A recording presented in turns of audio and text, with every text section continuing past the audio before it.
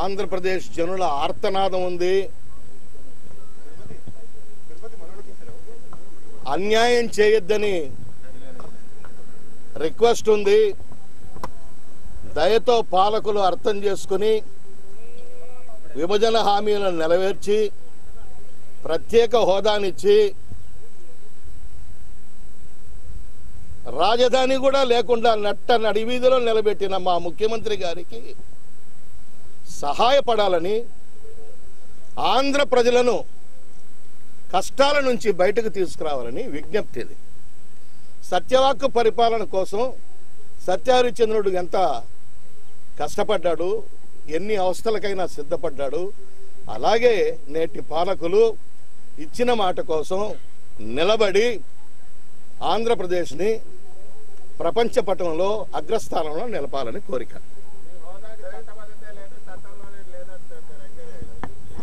వీటన్నిటికీ ఈ పద్యమే సమాధానం. ఇది తెలిసి మసాలిన ఎల్లరకు క్షేమం బగ్గుగాక. అదే కదా సార్ నేను చెప్తున్నాను. బలవంతంగా మమ్మల్ని బయటికి నెట్టి తలుపులు వేసేసి సమాచార సాధనాలను కూడా కట్టిపెట్టారు. మమ్మల్నే కాదు మిమ్మల్ని కూడా ఆ రోజు ఇబ్బంది పెట్టారు. అలా పరిస్థితుల్లో విభజన చేసి గడ్డుపరి ఆంధ్రప్రదేశ్ను కాపాడడానికి ముందుకు రాక ఒక ఆందోళనకు ఆంధ్రప్రదేశ్ జనాన్ని ఈరోజు గురి చేస్తున్నారు. అది వద్దని, ఏం చేస్తారో తొందరగా చెప్పమని, చేయమని ప్రార్థన. పార్లమెంట్ లో రెండు పార్టీలు, అధికార ప్రతిపక్ష పార్టీలు ఇద్దరు కూడా ఆంధ్రప్రదేశ్ హామీ ఇచ్చున్నాయి కదా. ఆ హామీ మీద వారు వెనక్కి వెళ్ళకపోవడం కానీ, లేకపోతే వారు కట్టుబడి ఉన్నామని చెప్పడానికి కానీ ఒత్తిడి ఏ రకంగా చేయబోతున్నారు పార్టీ పరంగా, మీరు వ్యక్తులుగా, ఎంపీలుగా? ఎందుకంటే పార్టీ పరంగా కొంత నేను 4 రోజులు లీవ్ వస్తే నా కాన్స్టిట్యున్సీకి వెళ్ళొచ్చాను. ప్రజలు చాలా బాధపడుతున్నారు.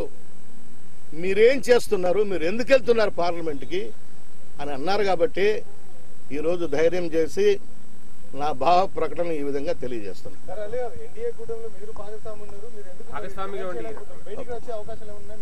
ఎందుకు సార్, ఇప్పుడు నేను ఒక ప్రార్థన పెట్టాను.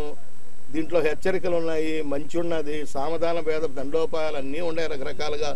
అందువలన ఒక రిక్వెస్ట్ పెట్టాము, మనం మంచి చేసుకుందాం, ఒకరికొకరు ఇచ్చిన మాట నిలబెట్టుకుందాం. మీరు పొజిషన్లో ఉన్నారు కాబట్టి ఆంధ్రప్రదేశ్ను కాపాడండి అంటున్నాం. ఇంకా వాళ్ళకి తెలియజేసేటట్టుగా రకరకాలుగా ప్రయత్నం చేస్తాం. కానప్పుడు ఎలాగో ప్రయత్నం అనేది ఒకటి నిజమేనండి.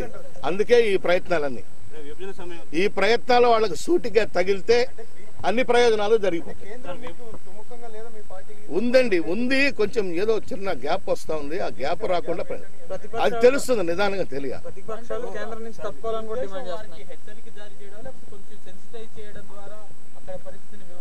అయ్యా ఒక ఆలోచన నేనేం చెప్తున్నాను, ఎన్ని కష్టాలు ఉన్నా కూడా ఒక ఇచ్చిన మాట నిలబెట్టుకోవాలనేది, అది సత్యహరిశ్చంద్రుడు దానికి మనకి ఎగ్జాంపుల్.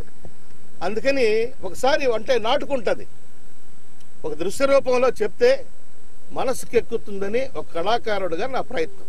అంటే మీ వ్యక్తిగత నిర్ణయమా పార్టీ? నా వ్యక్తిగత నిర్ణయం సార్, నా వ్యక్తిగత నిర్ణయం. మీరు ఒక్కరే గతంలో కూడా ఉంటాను.